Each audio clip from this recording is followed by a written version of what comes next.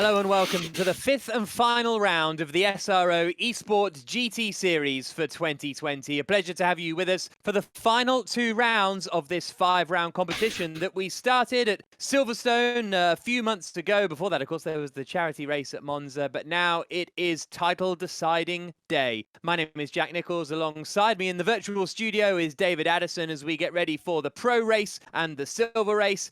We will have a 1-hour race for both of those, and it is Louis Delatraz who is leading the way in the pro class. Patrick Selva is leading the standings in the silver class. David, the action today at Kyalami, a track that was voted for by the fans.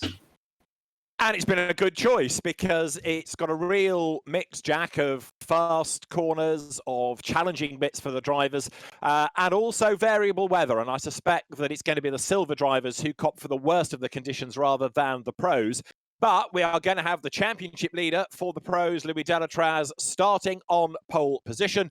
He comes here with a good advantage in the championship, but he also has to drop his worst score. Now, there are 4 people that can win in pro: Louis Delatraz, Lorenzo Marcucci, Ben Barnicoat, and Ivan Pereiras. Of the 4, only Delatraz has a score to drop. The others have all got a 0, but Delatraz has to drop 4 points. So the irony of this, because of drop scores, is he might end up being beaten by somebody with fewer points because of this drop score rule. So he needs to try to make sure those 4 points as the drop score don't become a big factor at the end of the hour. Yeah, he's been very consistent this year in the championship, scored points in every round, as you alluded to, the only driver to have done that. So he has 59 points, which is 55 after the drop scores, and Marcucci has 49, Ben Barnicoat 43, Ivan Pereiras on 36. As David said, those are the only drivers in contention for this race. Grid-wise, Delatraz starts on pole, Di Lorenzo is second, Jordan Pepper is third, and Marcucci is in 5th position, David, and Pereiras in 9th. So I'm going to say the same thing I've said at the previous 4 rounds. The championship leader starting on pole position looks to be in good shape, but that is never how it ends up being. Well, no, you're right. History over this championship has proved us wrong in that. Delatraz should be in the box seat. He's on pole position. He's got the inside line. He's got the run all the way down to turn 1. And then the actual proper first corner itself is a kink at turn 1, effectively, and then you go sharp left at Crowthorne.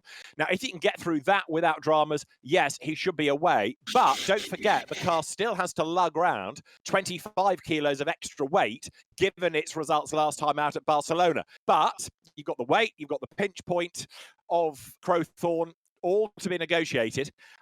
If he can get through that, and Delatraz has proved to be a very canny driver so far in the championship, I think he's going to be hard to beat. But you're right, Jack, history has not been kind to the pole man in the championship thus far. Louis Delatraz, the championship leader, said that he asked all of his fans on Twitter to vote for Kyalami because he thought it would suit his Porsche best. He didn't want to go to Bathurst because there wouldn't be a huge amount of power at the end of the long straight. So he tried to get all his fans to vote for Kyalami. It looks as though they have managed to do the trick. Let's take a closer look at this circuit, shall we, with the Fanatec track guide.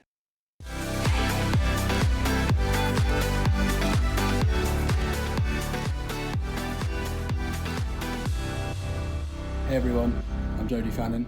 I'm driving the BMW M6 for Volcanos Motorsport, and here's my guide to the Kyalami Grand Prix circuit. I actually grew up in South Africa, so it's quite cool to be here for the final round. Hope you enjoy. So here we go for a lap of the Kyalami Grand Prix circuit. It's a really wide open run down to turn 1, which could make for some interesting moves on the first lap of the race. It'll be exciting to watch. Keep the car over to the right, hard on the brakes. Down to first gear. It's really easy to go in too quick here, so you want to be patient. Don't let the car run too wide, so that you can keep it flat through this right and left. Avoid the yellow curb, on the brakes and turn at the same time, which makes it quite tricky. Run over the curb on the exit, but not too wide. It'll spit you into the wall on the left. Important to get a good run out of there as it's uphill all the way to Sunset. Flick the car in, be patient. Back on the power again. You can use the curb, but you don't want to run too wide because it's very, very bumpy on the exit. Over to the right, on the brakes. Pick the power up nice and early. Again, use all the curb on the exit. Blind turn into the next one, which makes it really tricky to know where to turn. You can use a little bit of the curb on the left, but you don't really want to use too much on the right, it'll spit you off. Use the curb on the exit, and then all the way up to the hairpin. Really tricky to see your turning point for this one, and the exit as well. Pick the power up, It's quite easy to run too wide and onto the grass, so just be careful. Flat out left-hander down here. There's a bit of a bump in the middle with some sparks flying off the cars at this time of day, which will make it quite exciting. Hard on the brakes again. Down to first gear. Be patient. On the power. You can run quite wide here, but not too wide. And then keep to the left for the flip to the right. Just avoid the sausage curb on the inside, or life gets a bit too exciting. And again, it's bumpy on the exit. On the brakes, down to first gear. On the power early for a good run down to turn 1. And that is a lap of the Kyalami Grand Prix circuit. Enjoy.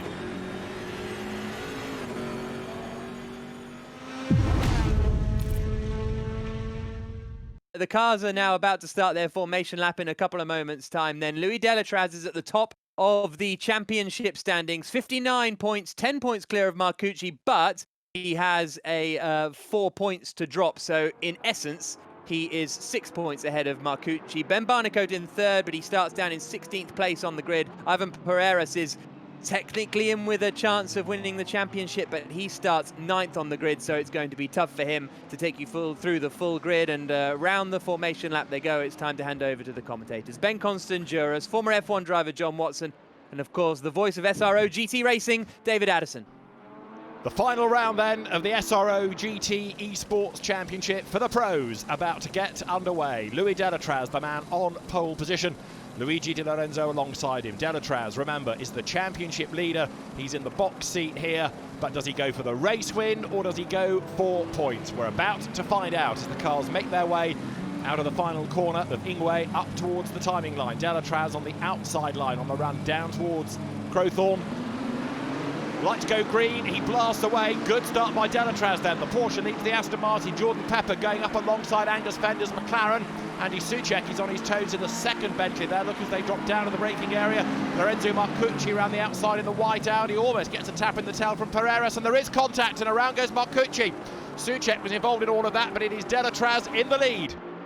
So the race underway, and it is Louis Delatraz then that's got the advantage as the cars wriggle their way around this opening lap of the race, but he's coming under attack, isn't he, because he has got there, queued up behind him, Luigi Di Lorenzo. Delatraz has managed to avoid all the dramas of the first lap, but he's not yet getting away from the opposition, and there, right on his tail, look, as they come up the hill, is Di Lorenzo. So this brings them around Loicot. They're ready to drop downhill through the mineshaft for the first time.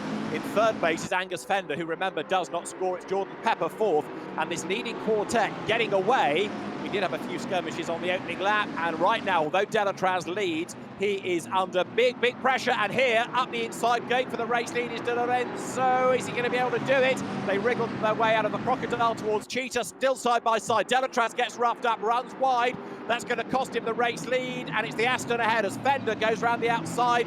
Delatraz then in danger of losing place after place now as Jordan Pepper, the South African, eager for a win on a notional home circuit, is right there behind him now. But Delatraz has just hung on to second, but he can ill afford Watty to lose more places. No, he's struggling badly. I don't know whether it's a lack of tire temperature. It's certainly a lack of grip, and he's been mugged by the Aston Martin. Now around the outside, down at Crowthorne and up the inside into Yuxche. So the McLaren. Fender has pushed his way through. He got moment. Oh, and tag from behind.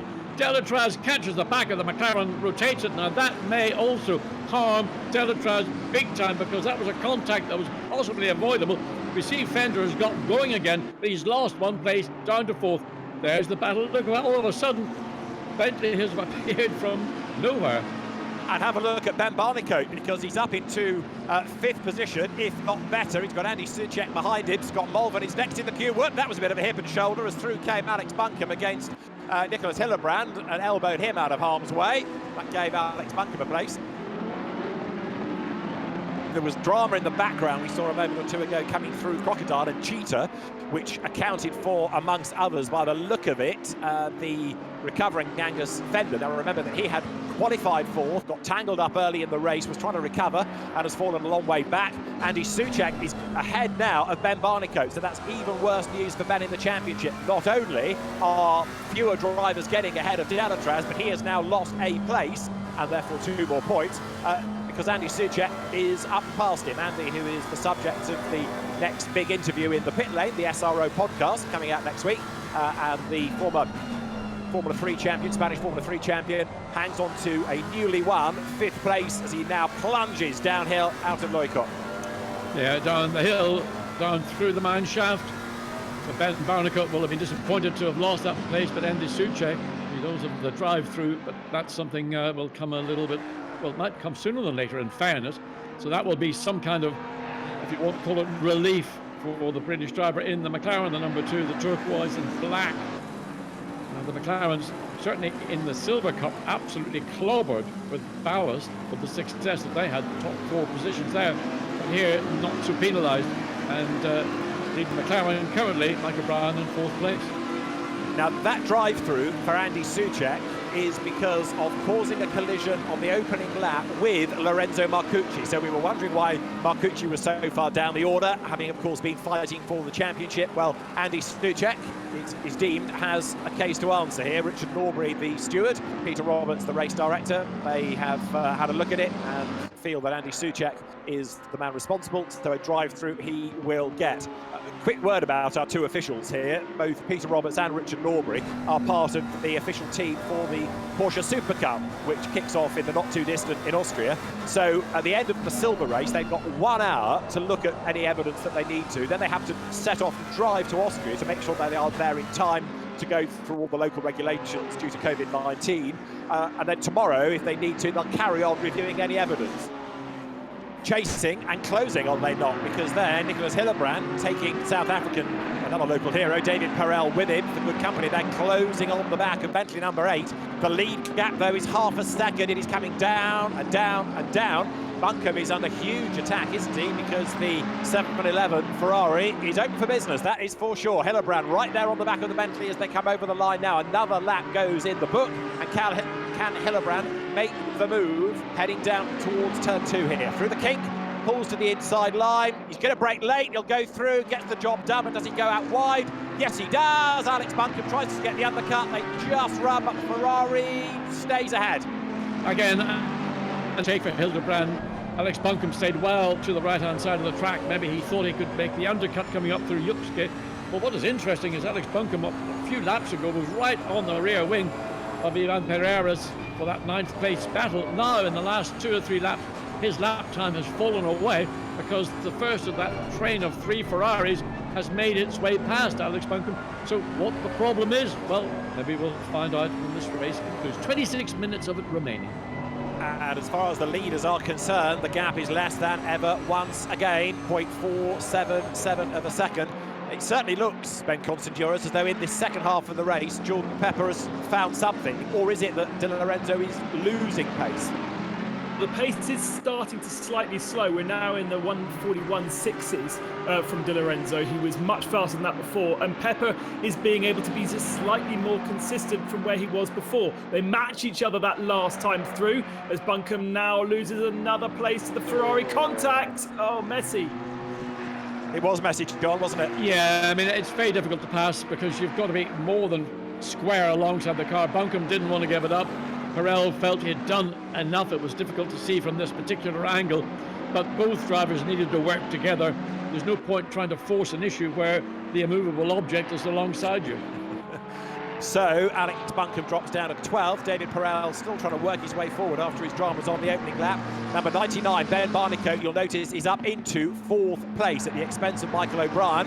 We didn't see the change, whether that was a good McLaren decision or whether it was Ben's pace. Either way, it brings him closer to Louis Delatraz in terms of race position. He's still got a huge gap to make up of over 4 seconds, and even if he moves ahead of him by 1 place, it's still not really going to be enough.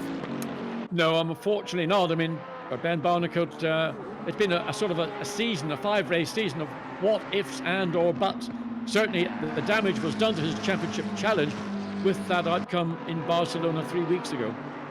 And down the hill they plunge, heading towards Mineshaft. Now, is Jordan Pepper prepared to sit there, or is he going to be darting about at the end of this next run to try to unsettle De Lorenzo, to force a mistake out of him? Because right now De Lorenzo is doing a good job. He's maintaining track position. He is, but what's noticeable just coming down through Mineshaft into Cheapville was how much less racetrack Jordan Pepper was using, indicating that he's probably got a lot more on hand. But of course the problem is he's in that familiar situation. You catch, but how do you find a way around it? Gap as they come across the line, well, it's what is 0.5 of a second. It's almost irrelevant because he can just run that gap down in the space between the kink and coming into Crowthorne. David, yes, Ben, sorry. Watty makes a very good point about tyres. As you well know, there was a huge amount of work done between Assetto Corsa Competizione and Pirelli. And Pirelli just kind of opened their data book for Assetto Corsa to make sure that the tyre model in this game is as close to real life as possible. It's a bone of contention in sim racing as to whether the tyre models in different platforms are good or bad. And you can't doubt that this is realistic, because the amount of data that Pirelli opened their books up and gave us to the Corsa was real life results. So if the Bentley was good in Kyalami on similar track conditions, then it should be good today in this race. Well, we're certainly seeing it. Thanks, Ben. Also, are we seeing Ben Barnicoat catching Louis Delatraz? I fear the answer is no. And there, look, Jordan Pepper tries to force a mistake out of Di Lorenzo as they went through Loicott. Now that shows intent, John, doesn't it? That says to Di Lorenzo, I am here, I am going to give you a hard time for the next 20 minutes. Again, just watching coming down into Crocodile. Now the Bentley gets up alongside, and there's Jordan Pepper who loses out. I thought it might have been Di Lorenzo in the Aston Martin, but it was actually Pepper. So all that good yards that he'd been making up over the last 5 or 8 laps suddenly goes down the inside, and normally it would be the car on the outside, the Aston Martin, that would be the loser. This time it's Jordan Pepper. Unexpected, I mean, a move that never was going to be realistically achievable, but just adding to the pressure of the race leader, who's now got a comfortable gap of 5.2 seconds. Where did you hear that one before? Comfortable gap of 5.2 seconds. Okay, now we've done 33 laps, we've got 2 3/4 minutes. The gap is now plateauing at 1.6 seconds. Ben Constantiouris has spotted Ben Barnicoat, had a moment somewhere. We'll come to that in a moment. Ben looking at Nicholas Hillebrand attacking Pereiras. Let's just see whether he can get the move done as they sprint out of Clubhouse. The answer for the moment is no. Right, quickly, what did Ben Barnicoat do that we didn't see? Oh, he's up to half a second behind Louis Delatraz, so on course to third position. Just got a little bit wide and dipped himself into the grass, which lost him a second and a half, and that gap has gone back out again to 1.3. But Barnicoat and McLaren much faster than Delatraz and Porsche. Okay, thank you, Ben. As Jordan Pepper 1.3 seconds back from Di Lorenzo. He's just going to run out of time, but he's throwing everything at it. There is Buncombe ahead of Fumanelli. Nicholas Hillebrand getting past that Bentley, put himself into the points, remember, so it'll be 1 point for the 10th place, but it's worth fighting for. He might get another one. He is glued to the back of Pereiras now as they come towards us. The Ferrari on the attack, John. Yeah, and the Audi's meandering literally all around the racetrack, and what happened to Hildebrand? Oh, he lost it on the exit, coming out of that penultimate corner, Cheetah. And I don't think he was even trying to make a pass, but just suddenly the back end of this car snapped away, and that has taken the pressure off Alex Buncombe back of the races. He'll be looking what will be, this will be the last lap. Virtually the last lap. Can he find a way past Pereiras? He's on the outside, coming down into the Crowthorne. Oh, the Audi, he's tagged it twice. Alex Buncombe, that's sped with no supper tonight for you, my friend. And it could well be the stewards have a look at that as well, so the story might well rumble on. There is a minute on the clock. The gap between the leaders is 1.2 seconds. Jordan Pepper would like them to try and get over the timing line before the clock hits 0 to give him one more lap and one more chance. They were in the 1 minute 40s in the qualifying session. Now you're looking at Buncombe, but where on the racetrack are the leaders in relation to the clock? Can they squeeze another lap out of this? I would think they probably should be able to, as here is Buncombe making the run out of the S's and then up the hill. Just to the line now. Watching Ben Barnicoat, by the way, in 4th place, 3/4 of a second away from taking away that 3rd place on Delatraz. It's all somewhat academic, other than the pride of each of the drivers who wants to be the final driver on the winner's podium. So that's a race for position on the podium rather than for any championship battle. The battle is Delatraz's with 15 seconds of this race remaining to lose.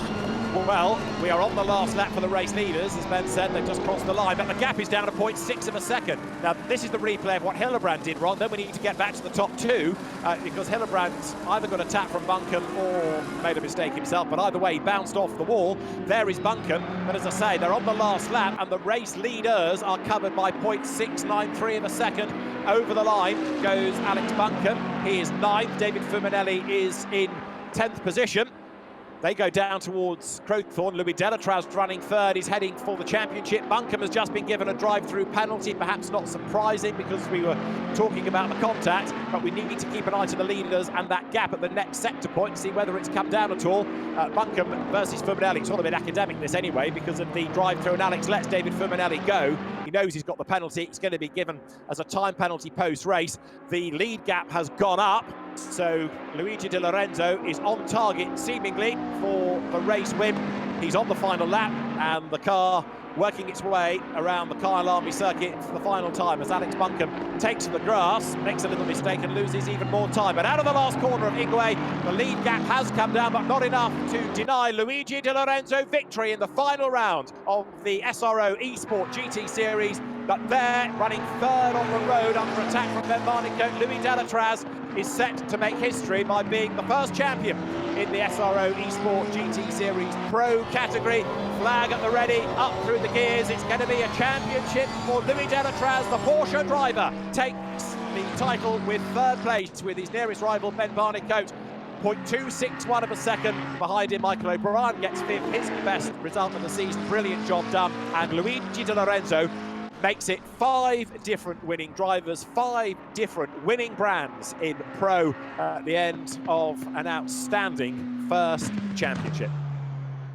Jack Nicholls, what a way to end a championship drama from start to finish.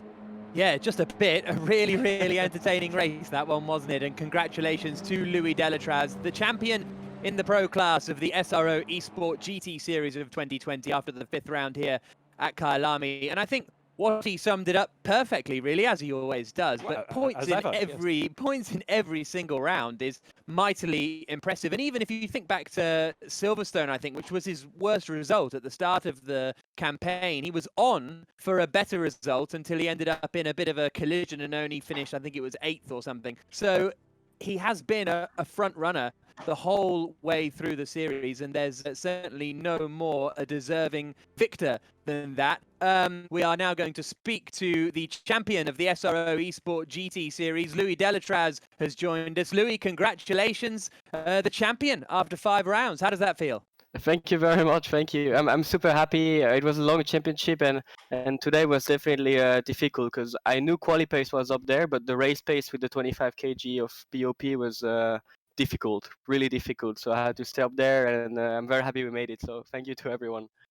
How worried were you when the race got underway? Because obviously you were slipping back from Di Lorenzo and Jordan Pepper up at the front. You had a bit of contact with Fender in the early laps as well. Were you worried you might get penalised for that?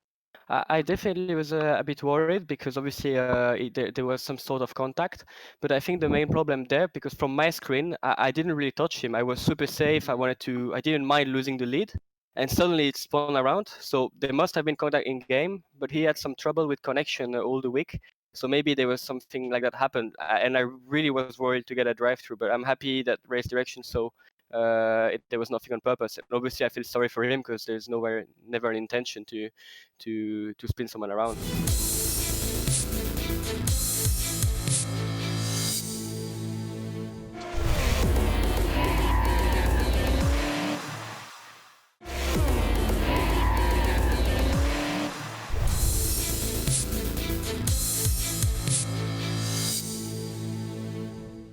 Okay, so we are just a few moments away from the start of the rolling up formation lap in the 5th round of the SRO Esport GT Series. Thank you very much for joining us throughout this 5-race campaign. It's been a lot of fun. It's been really cool to see top-level GT competition with the real drivers from the GT World Challenge powered by AWS, and in this silver class for the top sim racers in the world. Patrick Selva is leading the championship coming into this final 1-hour race. Arthur Camara is only 2 points behind him, but they are starting 31st and 35th on the grid respectively. No idea what's going to happen in the upcoming 1 hour, except that it's pouring down with rain. Let's go to Ben Constant, Juras, John Watson and David Addison for the finals. It is the final race of the SRO Esport GT Series, the Silver Series in the rain. it has been, as Jack rightly says, an outstanding competition. John and I have been welcomed into and educated into a whole new world known as sim racing. I'm loath to want it to end, really, because it has been great fun. We've had great entertainment, and there is more to come over the next hour.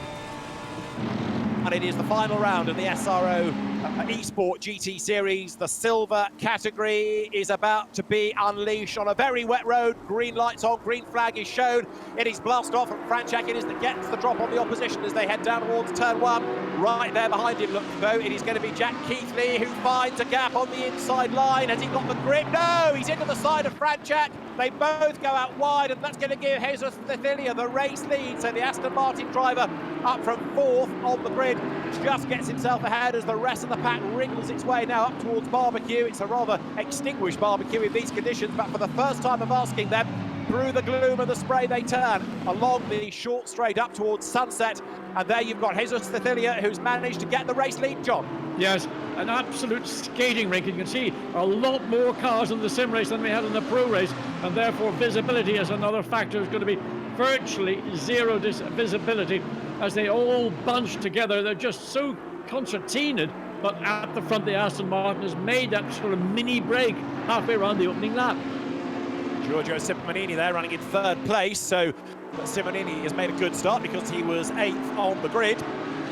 Race leaders surged through, and there another of the quick Lamborghinis is 630, Gregor Schill's car, the Grasser Racing E-Team entry. So Kamil Franchak then came here as a possible champion, started on pole, but with a bit of hip and shoulder from Jack Keithley. Of course, it's all gone pear-shaped for him. He's dropped down the order, and so Franchak started at the front. He's now 5th, but Jesus Cecilia here leading the way, and that is really good as far as he is concerned in the championship. Can he outscore the likes of Selva, Camera? Well, the opposition to him for points is going to be David Tonitza, but he right now is out of the points as they come to the end of the opening lap. Yeah, well, any of the McLaren drivers and Ferrari drivers, Tonitza would have been a challenger, but certainly right now, Jesus Cecilia, again, Aston Martin, clear track. He's got what the best part of is coming across 1.2 seconds advantage, but the big advantage he's got virtually a clear windscreen other than the rain that's hitting it, but he hasn't got spray from those other cars that are close to him, and certainly those in this, well, even in the top 10 will be struggling to see where do they break, and that was probably the issue that occurred going into turn one. Both front row drivers didn't want to concede, brake too late, and that's what was the consequence. Now there you see 123 Bentley on the attack, that being Mike Nobel's car. He went well in the charity Monza race, if you recall, and he's on the attack here. But Cecilia leads the way, Jack Keithley second, Simonini third. But as Franchak fends off the Bentley, Ben Constanduras, we've got a couple of drive-throughs already for Murphy and DeSalvo. Drama in the background there, but those drive-throughs are going to shuffle the order, aren't they? Yeah, we've got drive-through penalties for Eamon Murphy and DeSalvo for not the right position at the start. Seems to be quite an easy thing to pick up. We also had a Mercedes spin round at the back of the pack in turn 2. Tim Heinemann still in the pits from that. Will Tregurtha being picked up in problems on that first lap, and Adam Pinchnesh. Shout out to Jack Keithley though, because remember how good he was at the Nürburgring in the wet conditions. Oh, another car around in the middle of the pack. That's Eamon Murphy, who's got a drive-through penalty, hasn't taken it, and now is catching up with other people. So Jack Keithley, having done well in the wet at the Nürburgring, is going nicely here as well. But for that hip and shoulder in the first corner, might have been the race leader. Just wonder whether anything will come of that, because of course, yes, it will come from that. A drive-through for Jack Keithley for causing a collision at turn 1. So second he is, but the penalty looms then, and that's going to, of course, help those behind within the championship. We ride on board the Porsche here, John. You can see the rain, you can see the spray. But he's staying way to the right-hand side of the racetrack, so he's avoiding all that problem there. You can see the contact that occurred between the Bentley, just simply couldn't slow down and quick enough hit the Lamborghini fair and square in the rear, and quite rightly in this instance. Sorry Jack mate, but you've got to take your penalty. Now right now Jesus Cecilia leads the way. David Tonitza is in where 10th place, that would be enough for Cecilia to have the championship. Now, where is Capoccia? He is out of the points as well. And Nielsen Nuyok 21st, Patrick Selva 23rd. Blimey, they have got a very long 55 minutes ahead of them to try to gain anything to get them into the point. Jack Keithley's drive-through now confirmed. Look on the totem pole graphic on screen as Mike Nobel goes for a prize. Number 123 Bentley. He is currently 8th on the back of Alexander Vromont in the Lexus. Although I was sort of saying that the McLaren drivers might as well just stay in their hotel room and watch this on television, they've done pretty well because they were starting back, middle 30s in the grid. They're now up to the low 20s. Okay, it's easy in the opening laps to make up positions. That's what you do in the opening laps of a race when you've got lots of cars around you. It'll get more difficult as this race progresses, but there's so many other factors which are beyond the control of the driver. The biggest, of course, is just the rain. It is still falling. You will get eventually, although you hopefully, if the rain stopped, you would have a drying line. But as long as it's continuing to fall as it is, there are parts of Kyalami which are prone to flood, of which one is on the edge of the Sunset. So that's a corner you have to be very wary of as you go close to the curb on the exit. Don't catch the standing water. Enzo Bonito to the inside of the Bentley. Contact! Mike Nobel gets fired off the road. I suspect the officials will want to look at that, won't they? Bonito then forced out wide. David Tonitza gets up ahead of him and gains another couple of points as a consequence, but it's all kicking off, John. That was, I would say, pretty rude.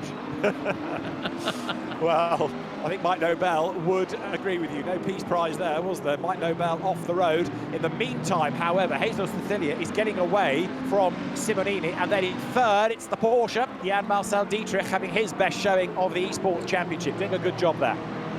Yes, indeed. So the Porsche again, showing strong in these conditions. There we see it coming into that lovely corner. My favourite corner at Kyalami, that Sunset. A couple of Ferraris, in fact, and the Porsche then following through. Yeah, Tonitza needs to be building within that top 7. He just needs to keep on scoring, because with Cecilia taking the maximum haul here, that's enough to give the Spanish driver the championship. Where are the McLarens? Selva is still 20th, not even into the top 23 yet. Is Arthur Camara, who we spoke to for the pit lane, the SRO podcast after the last round in Barcelona, and he was delighted with his win, but really negative about his chances here, and they're being borne out, especially with the rain. As there, Tonitza, another experienced esports racer, goes over the line. Behind him, Enzo Bonito with his drive-through, and that is for causing the collision with Mike Nobel that we saw at Ingwe a few laps back. No surprise there, John. No, just going back to the Bingham and McLaren, the big penalty McLaren suffered was in qualifying. In the race itself, it's a different matter, but starting so far back, on the 17th and 16th rows of the grid, you're always going to lose out so much on those opening laps as runs wide in Sunset, just getting caught. The Lamborghini slides up the inside, and that was just an error. That was Simonini.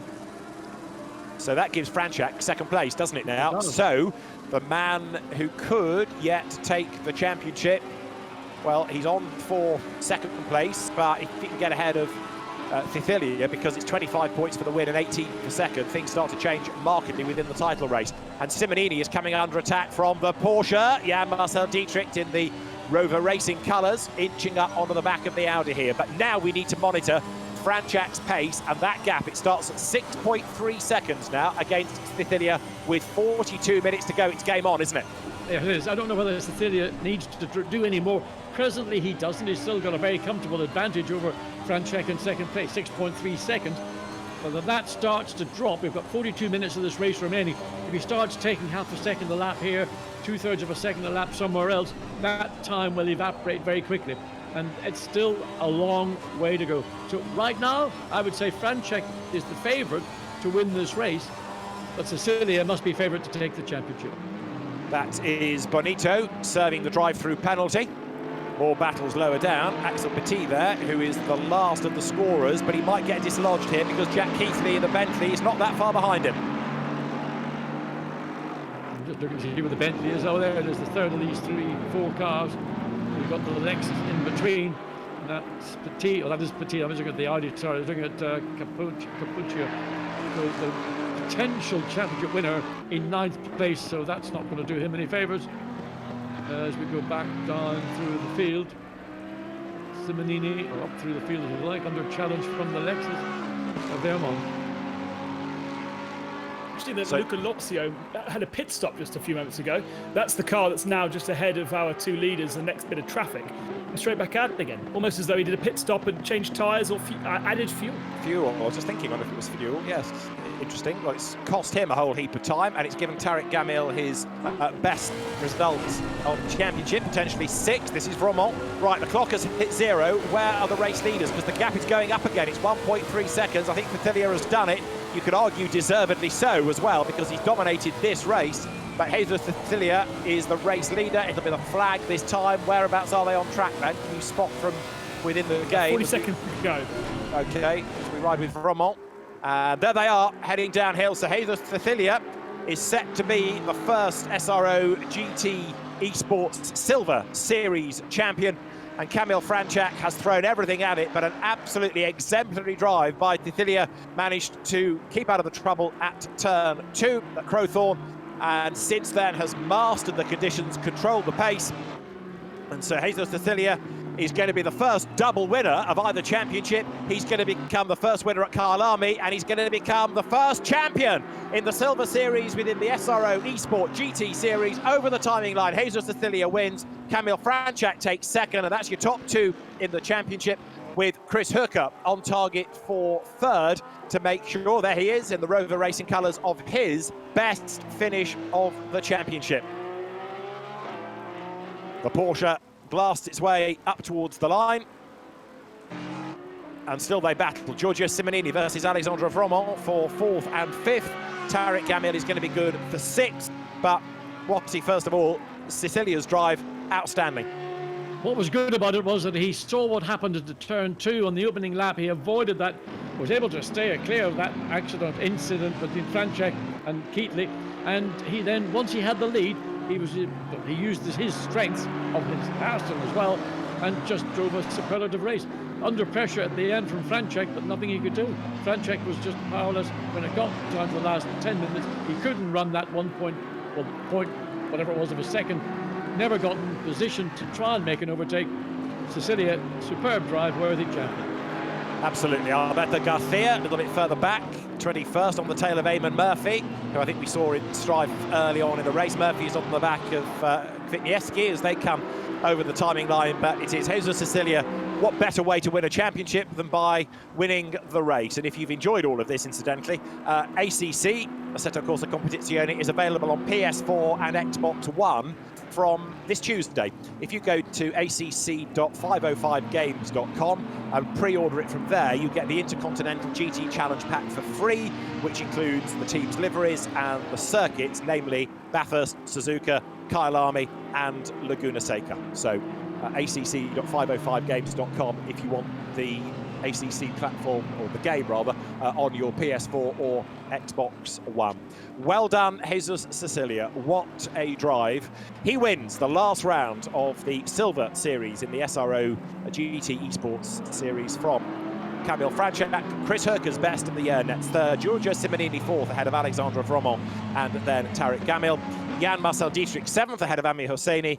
9th was Andrea Capoccia, so he did get himself into the points, but not enough to influence the title outcome. And Jack Keithley, from the front row to a drive-through to a spin to 10th place, he salvaged something out of a difficult and wet afternoon. But Jesus Sicilia, what an outstanding drive to be the first double winner. But this time with it, he wins a championship. Well, the SRO Real World GT Racing will begin soon. The GT World Challenge powered by AWS America begins on the 11th and 12th of July at the Virginia International Raceway, and the European series gets underway on the 25th, 26th of July weekend at Imola. So make sure you keep across the SRO social media and YouTube channels for all of that action, and on TV as well, of course, where Adazon Watty will be bringing you up to speed with everything that's going on. A huge thanks to Ben Constanduris, to David Addison and to John Watson for joining us for these 5 rounds of the SRO Esport GT Series. Everybody behind the scenes, everybody in Italy and Bergamo and all spread around Italy as well